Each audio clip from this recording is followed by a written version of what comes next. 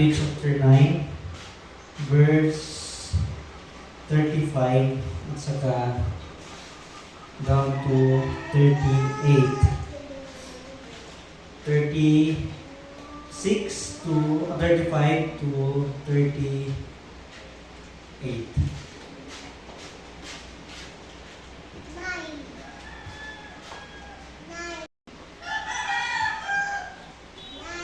So sige, basahin ko dito.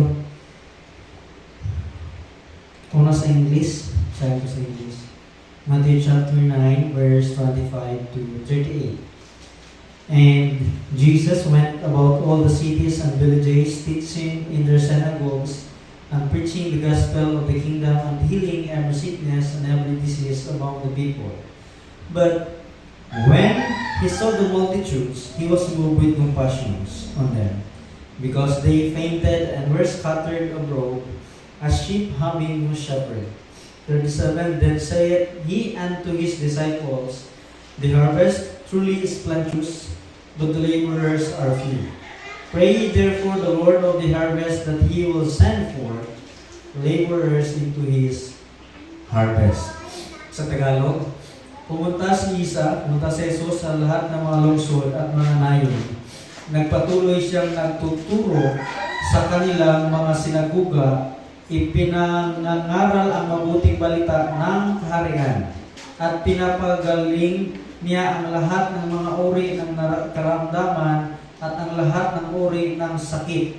36. Nang makita niya ang napakaraming tao, nahabag siya sa kanila dahil sila ay naguguluhan at pinaghihinaan ng loob para silang tupang walang pastol.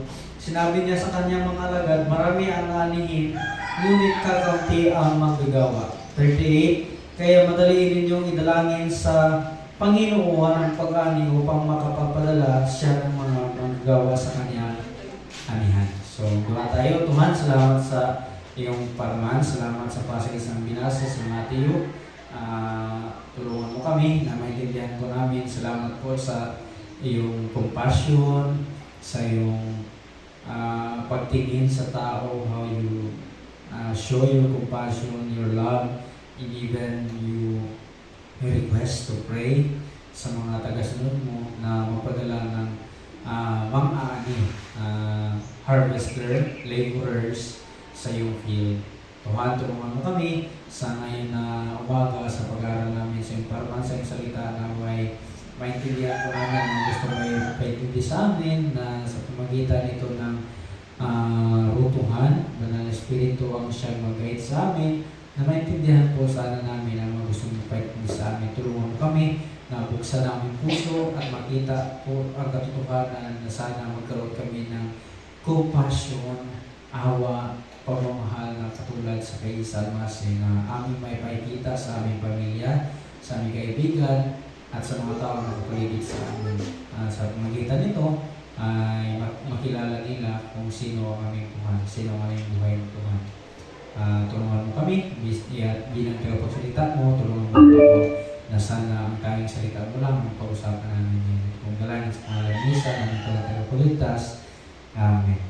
So, again, sabi dito, compassion, ang sa Tagalog, basahin ko ulit. Pumunta si Isa sa lahat ng mga lungsod at mga nayon, nagpatuloy siyang nagtuturo sa kanilang mga sinaguga, ipinangangaral ang mabuting balita ng kaharian, at pinapagaling niya ang lahat ng mga uri ng karamdaman at ang lahat ng uri ng sakit. 36. Nang makita niya ang napakaraming tao, nahabag siya o naawa siya sa kanila dahil sila ay naguguluhan at pinaghihinaan ng loob. Para silang tupang walang pastol, sinabi niya sa kaniyang mga alagad, marami ang anihin, ngunit kakaunti ang manggagawa. At sa 38, kaya madaliin ninyong idalangin sa Panginoon sa kaibuhan ng pag-aani upang makapagpadala siya ng manggagawa sa kanyang anihan. So, kung tingnan natin dito, ang pinag-uusapan dito about compassion, about sa awa, about sa concern, about sa pagmamahal. Pag magsabi tayo ng compassion, pag magsabi ng word na compassion, minsan ginagamit ito ng kadalasan ng maraming tao na pag magsabi ng compassion or naawa ka, ang ideya nila, lalo na yung mga ibang mga tao, ang ideya nila is iniisip nila na pag magkaroon ka ng compassion, ibig sabihin mahina ka, naawa ka, mahina ka, or weak and soft, malumanay ka na tao, madali ka lang utuin. Parang gano'n ang iniisip nila. When it comes sa compassion, dahil maawain ka, malumanay ka, dali ka lang lukuhin ng mga tao na nakapaligid sa iyo. So, and then, in truth, expressing compassion towards other reveals sa strength. Pero ang kabaliktaran sa kanang iniisip ay hindi pala gano'n. Hindi pala yung kahinaan or hindi pala yung pagiging malumanay lang, but ang compassion pala toward others, nagre-reveal, nagpapakita pala yun sa strength ng karakter na hawak ng mga tao. Strength na karakter na hawak ng mga tao, which is compassion. Kasi konti lang ang may compassion. Kaya sinasabi dito, kung tingnan natin dito, sa binasa ni Isa Almasi, sa sinabi ni Isa Almasi, the harvest truly is plenteous, but the laborers are few. Ay, parang sinasabi niya dito, no? Kunti lang talaga ang nagpapakita ng compassion. In short, meron nagpapakita ng compassion, nagpapakita ng awa, pero mas marami pa rin walang compassion pa rin. Kaya ang sinabi ni Isa Almasi sa kanyang mga tagasunod, ipagduwaan nyo na si Tuhan ng mang-aani magpadala ng laborer sa kanyang anihanan. Kasi sabi niya, magtatrabaho. So you see, namuhay tayo dito, nakatira tayo sa mundong napaka-compassionless. Walang awa. So most people place themselves and their family above any other consideration in the world. Na ang iniisip lang is pamilya, sarili, and ang sad na reality, ang sad na reality, katotohanan, is that most people simply do not care what happens to others. Na parang walang pakialam sa kung anong mangyari sa ibang tao. Example, may matanda na naglakad dyan sa daan. Walang yung, paika-ika na ba? Mga tao, kahit na naman mag-extend ng kamay para idalhin doon sa kabilang side, hindi nangyayari yan. They do not possess compassion. Wala sa kanila ang compassion, wala sa kanila hawak. In fact, kung tingnan natin dito, most people don't even know what it means to have compassion. Meron nga mga ibang tao na hindi nila alam kung ano ang ibig sabihin ng awa. Kung ano lang makapagpasaya sa kanila, sige lang. Basta importante sa kanila is masaya sila sa kanilang sarili, may natapatan silang mga tao. That's why kung tingnan natin dito, ang word ng compassion as it is used dito sa paramanituhan, ibig sabihin, pag meron kang compassion, you are moved inwardly, na ang awa mo nagsisimula talaga dito sa puso, sa kaloob-looban mo, and magkakaroon ka ng, at ang resulta, you have tender mercy, meron kang affection, na maawa ka talaga. You have compassion, na galing talaga sa iyong puso, because you are moved with that, dahil tinulak ka sa iyong awa, ang gagawin mo, pag may mga tao na medyo nahihirapan, ang gagawin mo, pupuntahan mo yan, at tutulungan mo siya. Because that's compassion. Yan ang compassion. Meron kang pity, meron kang empathy sa mga tao, meron kang awa ba sa mga tao. Na ang ibig sabihin dito, nagre-reverse ito sa grabe kalalim na posible na feelings mo na yung gano'n ang awa mo. Kagaya sa kaituman na nakita niya ang mga tao dito sa lupa na lahat ng direksyon ng mga tao dito sa lupa, kung hindi siya gagawa ng paraan, kung hindi niya iligtas ang tao, siguradong doon talaga to sa sa naraka, sa impyerno. That's why he moved with compassion, just like sa kay Isa Almasi. Pagkakita niya, nakita niya ang tao, siguro, pagkakita niya, nasa bukid siguro siya na panahon niya, o nasa building, o sa bahay man, nakita niya mga tao, maraming tao.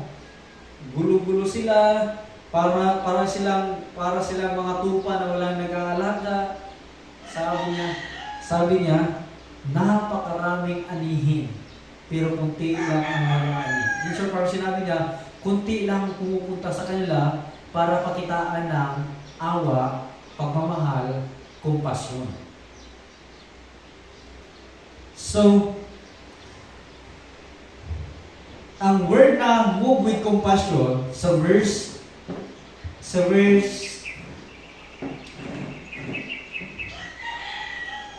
dito sa 36, move with compassion, ang ibig sabihin to be moved in the inner organs. Na dahil sa grabe ang awa mo sa isang tao, grabe ang pagmamahal mo sa isang tao, yung grabe ang paggalaw sa yung inner.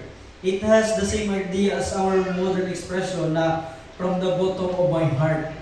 Grabe ang aking awa sa iyo, grabe ang aking concern sa iyo.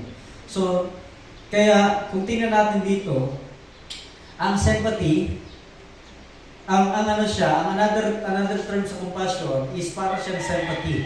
Na you have desire, meron kang kagustuhan na tulungan ang mga tao kahit hindi mo kakilala, hindi mo kapamilya. So sympathy means ang kapasidad na i-share ang feelings na kahit hindi man kayo ganun ang pareho ang sitwasyon, pero you are nagamove tayo papunta sa tao na kumbaga gusto mong ma-feel ang kanilang feelings. Naghihirap sila and I want to share that sa inyo. Hindi man ako makapagpayaman sa inyo, parang ganun, hindi man ako makapagpayaman sa inyo, pero in a little way, pwede ko kayong tulungan. Parang ganun ang sympathy. And to feel the same thing, so compassion is sharing the feelings of others na na-possess mo, na mayroon kang desire, mayroon kang kagustuhan, na tulungan yung mga nagtutrouble, naguguluhan sa buhay. Kaya sinabi na dito, they are painted, naguguluhan sila para silang mga tupa na walang mga shepherds. So, kung nabasa natin ang angel, ang gospel, sinabihan tayo dito na si Isa Almasi ay grabe ang kanyang great, malaki na compassion na ipinakita sa mankind, sa mga tao, sa sanlibutan. Makita natin dito na we see na ang ating tagapagligtas na si Isa Almasi was moved deeply in his inner being. Kumbaga, grabe ang pag-move sa kanyang inner being, na siya mismo from his throne in the heaven, siya mismo ang bumabad sa lupa at pinakita yung awa sa tao. So that's why, kung tingnan natin dito, by the needs of those around him, that's why this morning, tingnan natin kung gaano kalaki ang compassion na ipinakita ni Isa Almasi. Ano pala ang compassion? Saan pala yan galing? So number one, saan galing ang compassion? The origins of his compassion. His compassion. Ang original na compassion niya. Asan ba yan galing? Saan ba yan nagsimula? Yan compassion niya. Number one, makita natin dito na it originated in his essence, na sa pagiging siya. Nagsimula yan sa pagiging siya. How could Isa Almasi reach out to all the people he did? Paano niya ni-reach out ang mga tao? Paano niya yung ginawa? How could he care about so many different people? Paano niya, bakit may pakialam siya sa mga tao na kanya-kanya ang estado sa buhay, kanya-kanya ang kultura, kanya-kanya ang sitwasyon sa buhay? Bakit pinakita niya ang concern niya sa napakaraming tao dito sa sanlibutan? with so many different problems. Hindi lang pala yan, hindi lang culture, hindi lang si estado sa buhay, but these people, itong mga tao na pinakitaan ni Isa Almasi ng kanyang awa, compassion, pagmamahal, meron din kanya-kanyang mga problema. So, what motivated him? Ano ba ang nag-motivate sa kanya? Ano ba nagtutulak sa kanya? Think for a moment about who Isa Almasi is. Isipin mo, just for a moment, sino ba talaga si Isa Almasi? Bakit niya gagawin yun? Yun ang tanong. Si Isa Almasi, siya ang Tuhan na bumuwag dito sa lupa na nagkatawang tao. He is not fallen nature, hindi siya makasalanan. Siya mismo ang bumuwag dito sa lupa. He is not self-centered. Hindi siya self-centered. He transcends all the faults and flaws that mark humanity. So many people read Old Testament and come away with the idea that God is mean, wrathful, and harsh. Na pag magsabi ng Old Testament, iniisip ng mga tao is ang Tuhan is palaging galit, napaka-harsh, gustong patayin, gusto ganito. So, kung tingnan natin dito sa New Testament, ni-reveals dito ang exact nature ng Panginoon. Kung ano talaga ang Tuhan, sino talaga ang Tuhan. So, John 1:8, John 14:9, sinabi dito na siya ay banal. He is holy. Ano ibig sabihin ng holy? In short, perfect siya. He is perfect in all being. He is a God of wrath and judgment. Ano ibig sabihin? Ano siya? Tuhan siya ng galit, at the same time, Tuhan din siya ng judgment. If you sin, kung ang tao magkasala, magkakasala talaga yan. At the same time, kasi ang tao makasalanan. Pero, ang Tuhan natin is ang wrath niya at ang kanyang judgment.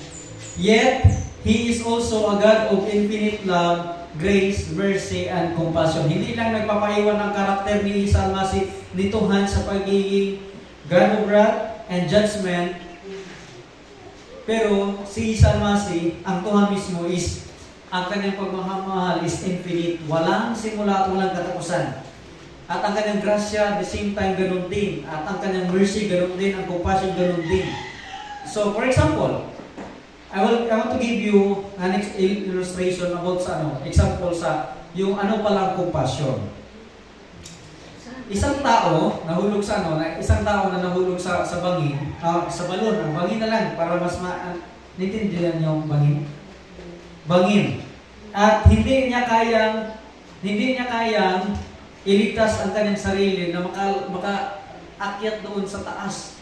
So sabi ng mga Christian scientists, sinasabi na, you only think that you are in a pit. Iniisip mo lang yan na nasa bangin ka. Balon na lang para alam yung balon? Iniisip mo lang yan na nasa balon ka, pero in reality, nahulog na yung tao sa balon. Ang mga Parisiyo, tanging mga masasamang tao lang ang mahuhulog dyan. Ang mga compassionless na mga tao, you deserve your pit. Deserve mo yan kaya nahulog ka dyan. Ang mga charismatic, sabi niyan, just confess that you're not in a pit. I-confess mo lang na wala ka dyan sa balon. At meron din mga ibang tao, mga Methodist, na we brought you some food and clothing while you're in the pit. Dinalan kita ng pagkain, dinalan kita ng damit habang andyan ka sa balon. So, and then other pa na mga grupo, this was no accident, you know that. Optimist, things could be worse. Pessimist, things will get worse. Pero sa kay Isa Almasi, kakaiba, hindi ganoon ang sabi niya.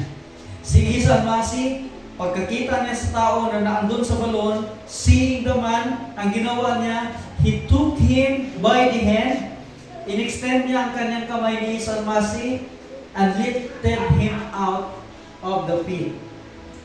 That is the essence. Yan ang essence ni Isa Almasi. Sa kanyang compassion, this is the spirit we need operating within us sa ngayon araw hanggang sa mawala tayo dito sa lupa. Ganun espiritu, hindi lang dahil judgmental tayo, dapat ganito tayo, but si Isa Almasi hindi ganun.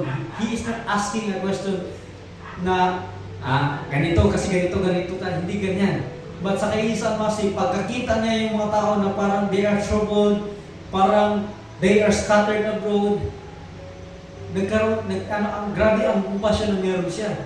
Kaya sinabi niya, the harvest is plenteous, but the laborers are few. Pray, ipagduwaan niyo na si Tuhan mismo magpadala ng mga ani, si Tuhan mismo magpadala ng tao na merong kompasyon. Pero sino ba dapat ang may kompasyon? Yung may kompasyon, yung mga nakakilala sa kay Tuhan dapat. Yung may awa, yung may pagmamahal, yung merong grasya, dapat yung mga anak ni Tuhan mismo ang gagawa niyan. Kasi ang ating Ama, ang ating Tuhan ay ganun siya. At ano pa?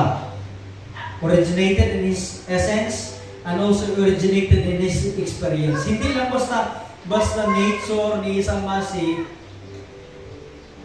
yung compassion, but na-experience niya, naranasan niya. Sa pagbaba niya dito sa lupa, ipinakita niya yung compassion niya yun. Compassion na nature niya sa mga tao. One reason na si Isa Almasi was able to express such sympathy, ganyan na simpatiya sa mga tao, because his own experience in life. Naranasan niya yun. Hindi si Isa Almasi pumunta dito sa lupa na marangya ang kanyang buhay dito sa lupa at doon lang sa kanyang mansyon. Hindi. Ang buhay na ipinabuhay ni Isa Almasi dito sa lupa ay mahirap at the best. Nag-grow up siya dito sa mahirap na pamilya. Namatay siya in absent poverty. Namatay siya na mahirap talaga sila.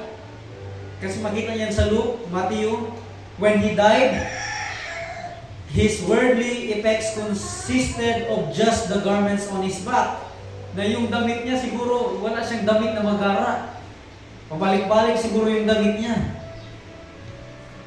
And he knew about loneliness. Alam niya ang loneliness kasi naranasan niya yung loneliness. Na iniwan siya ng mga tao na malapit sa kanya. He was despised, hated and rejected. Despised siya, kinukot siya, kinagagalitan siya na kahit wala naman siyang ginawa na masama. Nireject siya kahit yung mga tao na tinulungan niya, kahit pinakain niya. And he even endured a time of severe temptation. Kahit na si Isa Almasi din, naranasan niya din ang tentasyon. Alam yung tentasyon? Tentasyon, naranasan niya yun. Yung sa panahon nung andun siya sa wilderness, si Satan ang nag-tempt sa kanya. Jesus knew the feeling of pain. Alam ni Isa Almasi ang feeling sa sakit. And he knew what it felt like to hurt deeply, and as a result, he is able to enter our hurts with us. Kasi siya mismo naranasan niya yun. Yung mga naranasan natin, naranasan niya din yun. He is able to feel our pain. He can sympathize. Kasi naranasan niya yun. Kaya yung compassion niya, hindi basta-basta lang na compassion. Siya mismo ang nagranas noon. Kaya sabi niya, mahirap ang naranasan ng mga tao na ito. Kaya kailangan nila ang aking awa. Kawawa itong mga tao ito. Kawawa itong mga tao ito kung hindi ko ibibigay ang sarili ko. Hindi ko sasacrifice ang buhay ko. Siguradong sa impyerno to sila. Kaya, grabe ang compassion ni Isa Almasi. He was moved with compassion. Second, ano pala ang object ng kanyang compassion? Ano ang object? Ano ang target? Ano ang object sa compassion ni Isa Almasi? A brief study sa gospel, ni-reveal dito na ang truth sa compassion ni Isa Almasi ay walang boundaries. Mayaman, middle class, mahirap, walang boundaries si Isa Almasi. Jesus felt the need of all classes and kind of people na feel ni Isa Almasi ang feeling ng mga tao, lahat ng tao. All kinds of people. His love and compassion are challenged to each of us sa ngayon na araw. Bakit? Kung tingnan natin dito, He feels compassion for the scattered ones. Meron siyang compassion sa yung mga nawawala dahil sa buhay, nawawala sa direksyon sa kanilang buhay. Yung mga nagkalat na ng tao dahil dito sa lupa dahil sa kanilang mga ginagawa, he was moved with compassion. He feels compassion. Kaya sinabi niya dito, they painted, napakagulo nilang tingnan. Kailangan nila ng Panginoon. And He feels compassion for the sinning ones. When Isa Almasi arose, He sent a special word to Peter, who had denied Him 3 times. Meron siyang compassion kahit na si Petrus na dininay niya, parang nireject, dininay ni Peter si Isa Almasi, pero si Isa Almasi nagpadala siya ng mensahe sa kay siya pa nag-reach out sa parang nagloko sa kanya. He moved with compassion. And He feels compassion for the sick ones. Meron siyang compassion sa mga nagkakasakit. Di ba yung mga tao na hindi na makakita, hindi na makalakad, hindi na makapagsalita, pinagaling niya yun with compassion. He feels compassion for the suffering ones, yung mga naghihirap. He feels compassion for the seeking ones. Meron siyang compassion sa mga naghahanap sa katotohanan. Why? Bakit able si Isa Almasi na gawin yan sa napakaraming klase-klaseng tao dito sa mundo? Na meron iba't ibang setting sa buhay, mayaman, mahirap, may sakit, wala, mga situations. Because kung tingnan natin dito, si Isa Almasi, even though he knew all their faults, did not let that get in the way of his compassion and expression of love. Dahil kahit alam ni Isa Almasi na itong mga tao is grabe kasama itong mga tao ang unang nagkasala sa kanya, ang gumawa ng kasalanan ng kabulastugan sa kanya, pero kahit ganon, his compassion and expression of love, pinakita niya yun. He did not look just at that which was apparent on the surface, kung ano lang nakikita sa ibabaw. He was able to look at these people and see their deepest need. Nakita niya kung ano ang pinakakailangan talaga, hindi lang yung sa physical na bagay, kung hindi ang pinakakailangan ng tao, yung kaluluwa nila, is kailangan ng tagapagligtas. He loved them, minahal ni Isa Almasi ang mga tao at the deepest level of his being. Paano niya pinakita? He gave his life, binigay niya kanyang buhay. As a result, he was never impatient with them or offended by their needs. But ang question sa atin, how do we see people? Paano ba natin makikita? Paano ba natin tinitingnan ang mga tao? Tinitingnan ba natin ang tao with grabe ang judgmental tayo, marites tayo, ganito, ganyan sila, kasi ganyan. Pero si Isa Almasi hindi ganun. He was moved with compassion. He extend help, He extend comfort, He extend the way, He showed the way. We often base our evaluations of a person on what we see with our eyes or hear with our ears. Ini-evaluate na natin ang tao kung paano natin sa tingnan, kung ano ang narinig natin sa ganyan ng tao.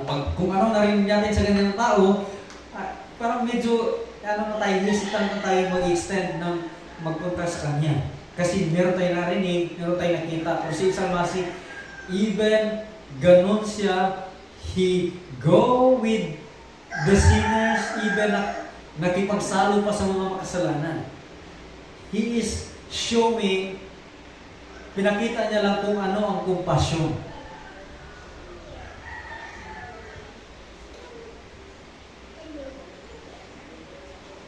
Lastly, ano pala ang objectives of his compassions? Ano ang objective niya? The objective of instruction. Ano ba ang objective ng instruction? Kung tingnan natin dito, ang gospel, ang Matthew, nireveal niya dito sa mga disciples na parang pinakita niya dito, no, parang wala silang compassion. Yun natin ang compassion. Parang wala silang alam patungkol sa compassion. Kasi kung tingnan natin dito, James and John wanted to call fire down from heaven to punish the Samaritan village. Sabi ni James at John, magtawag tayo ng apoy na magpadala ang Tuhan ng apoy doon sa Samaritan village para masunog sila kasi masama sila. Pero si Isa Masi, he refused na gawin yun. And another time, ang mga disciples, yung mga tao na 5,000 na mga tao na sumusunod sa kay Isa Masi, ang gusto ng mga disciple kasi wala silang meron, wala silang mga pagkain na dala, ang gusto nila is pauwi na lang na gutom. They wanted to send a hungry crowd away with nothing. Pero si Isa Mas hindi, huwag mo silang pauwiin. Paupuin mo sila dyan, at tingnan natin kung ano ang ibibigay natin sa kanila, ay papakain sa kanila. Napaka-opposite. Sila, ang mga tagasunod ni Isa Mas, gustong pauwiin. Pero si Isa Mas, paupuin mo sila. Pakainin natin sila. The disciples had no compassion for the people. They did not really see them at all. They were too caught up in the lives they were living, and they were not concerned for the people. They had no thoughts of reaching out their circle and helping the people around them. Parang wala silang ganun. It's sad, but it is also easy to see ourselves in this man. Sad siya, kung tingnan natin, pero kung tingnan natin at the same time, napakadali din na mangyari yun sa atin. Na magkaroon tayo, na wala tayong compassion sa ibang tao. Because tayo mga tao, kadalasan, makasarili talaga tayo, self-centered and selfish. Gusto natin tayo lang ang mauna, tayo lang ang makakinabang, ganun. It doesn't touch our lives, or the lives of our family and friends, then it is no affairs of ours. Kung hindi ito makaka-apekto sa pamilya, sa buhay ko, sa pamilya sa buhay ng aking pamilya, sa aking mga kaibigan, then yung tao na yan, bahala yan siya. Sa bagay, hindi ko man yan kakilala, hindi ko man yan pamilya, bahala sila maghirap. Pero si Isa Mas, hindi ganun. Why are we that way? Bakit ganun tayo? Parang napaka-self-centered natin. Why did Isa Almasi, Jesus, have to teach His disciples about compassion? Bakit gusto ni Isa Almasi tulungan itong mga tagasunod niya patungkol sa awa, patungkol sa pagmamahal, patungkol sa pag-extend ng help? And why do we still need that sa ngayon ng panahon? I think the answer lies in the fact that compassion is against our very nature. Ang compassion, ang awa at pagmamahal, against talaga yan sa atin. Bakit? Kasi, as I said, makasarili natin. We are selfish and concerned only with ourselves. That which does not touch us personally does not matter. Kung hindi man yan makakapekto sa akin, wala. It doesn't matter kung maghirap ka dyan, kung hindi ka man mag-success sa buhay, kung mapunta ka man doon sa naraka, wala akong pakialam sa iyo. Ganun ang tao. Kahit mga minsan. Walang compassion. Walang awa. That is why, ang ginawa ni Isa Masi, tinuruan niya itong tagasunod niya patungkol sa compassion. That is why we need that. Kaya si Isa Masi, ginawa niya, nagkaroon siya ng dalawang ilustrasyon patungkol sa parable ng Good Samaritan at ang parable ng Prodigal Son.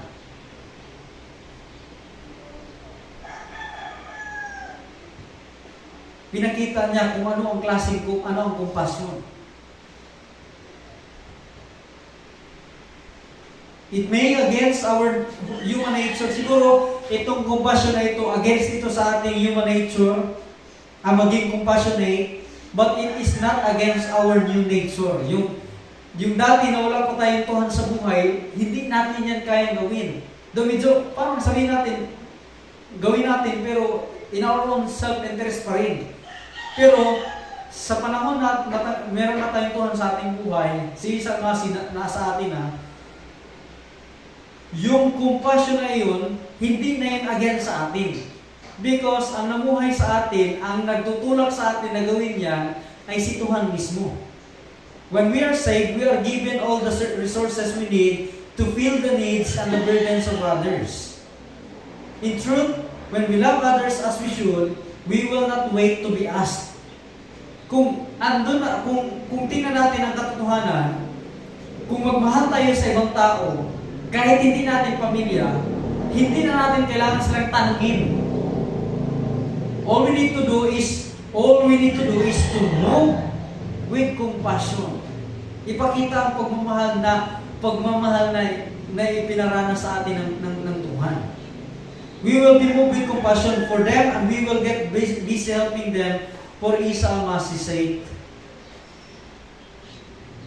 Para sa kalwalhatian ni Isa Almasi. At ano pala ang objective ng compassion na iyon? Bakit gusto ituro ni Isa Almasi iyon? Dahil ang objective na lahat ng mga sumasampalataya sa kay Isa Almasi, lahat ng naniwala sa kay Tuhan, lahat ng nakatanggap sa kaligtasan ni Isa Almasi ay dapat involved sa compassion. Involved. Not only did Isa Almasi want to teach his men about compassion, di lang basta gusto ni Isa Almasi turuan sila sa patungkol sa awa, pagmamahal, compassion. He wanted them to become involved sa ganyan na gawain na magpakita ng compassion sa ibang tao. Gusto ni Isa Almasi na sila mismo ang gagawa niyan. He wanted them to start seeing people as He saw them. Gusto ni Isa Almasi na magsimula ng tagasunod niya na tingnan ang mga tao kung paano niya tingnan ang tao. He wanted them to be moved by the needs of others. Tingnan kung anong kailangan ng ibang tao. Kung meron ka niya, ibigay mo. So move that they were compelled to do something about those needs. He wanted them to become involved. Gusto ni Isa Almasi na ma-involve yung tagasunod niya. Hindi lang ito. Hindi lang sila, kung hindi lahat ng tao na mayroong Tuhan sa buhay, na mayroong Panginoon sa buhay, mayroong Isa Almasi sa buhay, should be moved with compassion. Should be involved in compassion. Now, compassionate involvement is the essence of the golden rule. Sa Matthew chapter 7:12, sinabi ni Isa Almasi, binigay ni Isa Almasi ang golden rule. He wasn't the first to say something like this. Hindi lang siya ang nagsabi niyan, si Isa Almasi. Kahit ang mga Hudyo, mga Hindus, mga Buddhists, and others been saying similar things about that. Anong sabi ng Hindu faith, mga Hinduism, sa kanang pananampalataya? This is the sum up of duty. Do not to others which if done to thee would cause thee pain. Huwag mong gawin sa ibang tao ang ayaw mong gawin nila sa iyo. At ano bang Jewish faith? What is hateful to you, do not to your fellow men. Huwag mong gawin yan. This is the entire law. All the rest is commentary. Sabi ng Jewish faith, huwag mong gawin ang ikakagalit mo na gagawin ng ibang tao sa iyo. Whatever is disagreeable to yourself, do not do unto others. Kung disagreeable man yan sa iyo, huwag mo yan gawin sa ibang tao kasi baka gawin din nila yan sa iyo.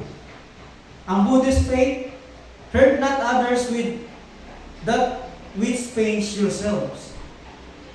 Huwag mong saktan ng ibang tao na makakasakit din sa iyo.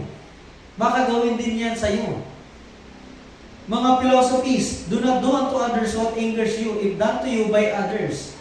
That all sounds similar. Parang pareho lang sila lahat. Di ba? However, there is one subtle difference. Merong subtle difference. All this na sinabi ko is negative in nature. Well, the words na sinabi ni Isa Almasi is napaka-positibo. Ang salita na sinabi ni Isa Almasi ay positive in nature. Sabi niya, you see, lahat ng to ay nagwa-warning, withhold evils from others, na magawa ng masama sa iba. They tells us what not to do, sinabihan tayo na huwag itong gawin, but si Isa Masi on the other hand tells us to be active. Hindi lang basta huwag mong gawin yan, but si Isa Masi, sinabi niya, huwag mong gawin yan, but maging aktibo ka to reaching them out in the same manner we would desire to be reached out to. Because kakaiba yung huwag mo lang gawin yun. Ang sa kay Isa Masi, huwag mong gawin, huwag kang gumawa ng masama sa kanila, but what you need to do is to extend help, to show compassion. For example, mag-end tayo dito sa isang illustration. May isang businessman, negosyante na they are frustrated dahil frustrated sila sa kanilang trabaho, sa lahat. Grabe, exhausted na talaga sila, frustrated na sila. And then, one time, kasama sa kanyang asawa, pumunta sila sa isang araw lang, pumunta sila sa isang beach na harap sa ocean, sa isang ocean. Well, andun sila, ang ginawa nila, dating na nila sa beach, biglang nagkaroon ng malakas na bagyo talaga. Siya, dahil bagyo yun, pagkagabi, natulog siya at ang iniisip niya, yung mga bagyo sa kanyang buhay, mga frustration sa buhay, mga problema na naranasan niya sa kanyang trabaho, sa kanyang negosyo, yun ang iniisip niya. Well, bumabagyo sa labas, yung ocean, grabe ang paglakas ng alon na umaano sa beach. And then, pagkagising niya sa umaga, sinorvey niya kung ano ang nangyari doon sa beach. While he is walking sa beach, nakita niya yung mga starfish na nakalatag doon sa buhangin, sa sand. And then, nakita niya yun, marami talaga. And then, while he is walking, may nakita siya isang bata, maliit na bata, na ginawa ng bata, pinulot niya yung mga starfish at binalik doon sa dagat, sa ocean. Binalik niya, pinagmasdan niya, and then, pinuntahan ng negosyante na yun ng bata, bakit mo yan ginawa? Bakit mo yan ginawa? Why are you doing that? Then, the man asked sa bata. So, sabi ng bata, kasi kung hindi ito sila makabalik doon sa lupa, pag maarawan to sila, mamamatay to sila. Kaya ang bata patuloy na Kaya yung negosyante, businessman na frustrated sa trabaho, ang ginawa niya is nagtulong na siya. Nag-smile siya sa ginawa ng bata. He smiled. And then yung mga starfish binalik nila doon sa dagat. And then yung ginawa ng bata, nakapagpabago sa kung ano ang iniisip na negosyante. Kahit na itong bata na ito na maliit is, kahit ganun ang nangyari, he helped sa mga starfish na makabalik doon sa dagat para hindi mamatay. Now, kung tingnan natin dito, any difference made in the life of another na magkaroon ka ng difference sa ibang tao ay compassion na yan na ibinigay sa atin ni Tuhan. And we will bear fruit to the glory of God. At magdadala tayo ng bunga sa kalulatian ni Tuhan. Bakit? Because you help sa ibang tao. So note how involved are in the work of showing compassion to others is a reminder na kung gagawin mo yan, nagpagamit ka talaga sa kay Tuhan. As we do, we will demonstrate na tayong mga pinakitaan din ng compassion ng Tuhan, ipakita din natin yan sa iba. So, and then, for conclusion, another illustration. One time, may isang lalaki, may isang bata, high school siya. Na naglakad siya pauwi sa kanyang tahanan. While naglakad siya pauwi sa kanyang tahanan, meron siyang nakita isang bata. Ilagay natin isang bata na ang karga niya is napakarami niyang karga. mga mga baseball bat, mga gloves, kahit anong magamit, dinala, niya, kinarga niya. And then nakita ng isang lalaki, lagay natin si Mark yung lalaki na nakita. And then si John yung natumba. Well, si Mark naglakad, nakita niya si John na ang karga niya is punong-puno ng gamit.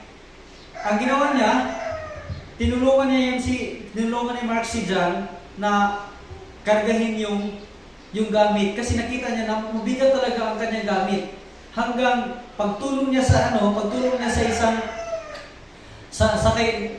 ni Mark sa kay John, dinala niya doon sa kanilang bahay. Hanggang kahit hindi sila close, kaya invite ni John si Mark na magkain doon, hanggang naging magkaibigan na sila sa buong taon kasi nagkasama na sila doon sa school. Pero sabi niya one time while nag-uusap sila, sabi ni John sa kay Mark, alam mo ba John, kung naalala mo, yung panahon na tinulungan mo ako, na nagkarga ako ng napakabigat na bag ko, na dahil na natumba ako, alam mo ba, na pumunta ako doon sa school, kinuha ko sa aking locker ang lahat ng gamit ko sa school at dadalhin ko sa aking tahanan kasi gusto na akong magpakamatay. Gusto ko nang mamatay. Gusto ko nang tapusin aking buhay. Kaya kinarga ko yung lahat. Pero sa panahon na nagtulong ka sa akin, kahit tinulungan mo lang ako, sinamahan mo ako na dalhin yun sa aming bahay, nakapagpabago yun sa akin. Kasi nakita ko, nagkaroon akong feeling na meron palang mga tao na concerned sa akin. Na meron palang tao na may concern sa akin. At ikaw yun ang may concern sa akin. In your small act, sabi niya, yung maliit na yung tulong sa akin, malaki ang nakapagpabago, malaki ang nabago sa aking buhay. Hindi ko na tinapos sa aking buhay kung hindi nagpatuloy ang aking buhay. The same time, ganun din yan. In a small act of helping others, small act of showing compassion sa ibang tao, it will make difference. Makakapagpabago yan. But hindi tayo makapagpabago. But because dahil tayo ay mga almasihin, sumasampalataya sa kay Tuhan, ang ipinapakita natin na compassion, awa, pagmamahal sa ibang tao, even in the small act, ay yung compassion ni Isa Almasi, ni Tuhan. Thankfully, compassion has a way of doing that. You never know what a little compassion will accomplish. Hindi natin alam kung ano ang little compassion na magagawa. But in this area, kailangan natin ito lahat. Kailangan natin ang tulungan ng ibang tao, hindi lang sarili natin. Remember, compassion is more than feeling sorry for someone. Hindi lang, kawawa naman siya kasi natumba siya. Parang, kawawa naman to, natumba siya, ang bigat ng gamit niya. Naawa ka lang pero wala kang ginawa, hindi mo lang man siya tinulungan na makatayo. It is more than pity, ang compassion. It is more than pity. Hindi lang basta naawa ka lang, but compassion is desire to reach out and make a difference in the life of someone else. But ang compassion, naawa ka, pinuntahan mo, tinulungan mo, you reach out, at tinulungan mo ang kanyang buhay. In truth, compassion is a desire to be Christ to someone else. Ang ibig sabihin, ang katotohanan, ang compassion ay you want to be more like Christ. Na sa kagaya sa ginawa ni Isa Almasi. Gusto ko ganun din. Kung si Isa Almasi naawa din, gusto ko din magkaroon ng ganun. Pero again, kung against yan sa ating old nature, ngayon hindi na. Dahil si Isa Almasi, si Tuhan ang nanirahan sa atin. So, we need compassion kasi naranasan natin yan na-experience natin yan sa kay Tuhan. But at the same time, tayo nakaranas, ipakita din natin yan sa ating pamilya, sa ating kaibigan, sa ating kapitbahay, kahit sinong tao dapat ipakita natin yan sa ibang tao. Para sa kalulatian ng Tuhan. So, mag-gratis mo tayo.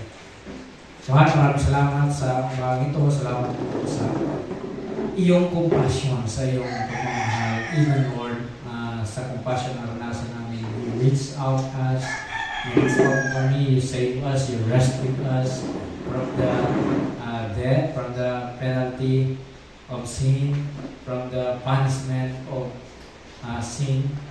Salamat po, and salamat po sa pagmamahal na naranasan namin sa iyo at patuloy namin naranasan sa araw-araw namin ng buhay. Salamat po Tuhan sa reminder sa iyong salita. Lord, help us. We cannot do this by our own to be compassionate sa ibang tao, maging away sa mga tao, to reach for help sa mga tao, especially for telling them how, what is the good news, ano ang kaligtasan, at kung sino ka. Sana po tulungan kami na magawa namin yan sa mga ibang tao na nangangailangan ng iyong awa po, Panginoon. I-bless mo ang iyong salita sa bawat buhay namin. Patuloy kang mamuhay sa bawat buhay namin. Salamat po sa araw na ito. Sa mga darating na araw, tulungan mo ang bawat isa. Kahit sa mga nag-aaral, mabigyan mo silang katalinuhan sa kanilang pag-aaral na sana maka-answer sila, masagot sila at magawa nila ang tama. At kahit sa pag-aaral nila, may pakita nila si Isang Masi sa kanilang mga classmate. Salamat po sa araw na ito. Ito pong dalangin sa mga alam sa mga tagapagligtas. Amen.